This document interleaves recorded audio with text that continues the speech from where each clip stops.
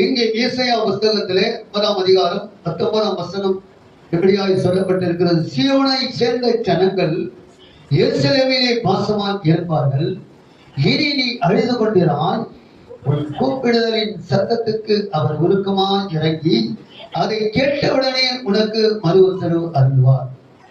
ஆண்டவர் இன்றைக்கு இந்த மாதத்திலே வாக்குத்தத்தம் என்னவென்றால், நாம் கூப்பிடுகிற நேரத்திலே அவர் சத்தத்தை கேட்டு அவர் உருக்கமாய் இறங்குகிற தேவன். ஒருவேளை இவ்வளவு நாட்கள் நான் கூப்பிட்டேன், என் வாழ்க்கையில இன்னும் ஆண்டவர் எனக்கு உருக்கமாய் என்னை கேட்கல, இன்னும் என் கஷ்டங்கள் அப்படியே இருக்கிறது, இன்னும் என் கடன் பிரச்சனை அப்படியே இருக்கிறது, என் வீட்டுக்குள்ளே வறுமை அப்படியே இருக்கிறது, எனக்கு இன்னும் பலவீனம் அப்படியே இருக்கிறது, நான் கூப்பிடுவதெல்லாம் ஆண்டவர் கேட்கிறதே இல்லை அப்படின்னு சொல்லி இந்த நாளிலே வந்திருந்தேன் என்றார். ஆண்டவருடைய சமூகத்திலே வாசமாய் இருக்கிற நமக்கு வாக்குத்தத்தமாய் கொடுக்கிறார், நீ இனி அழுது கொண்டினார்.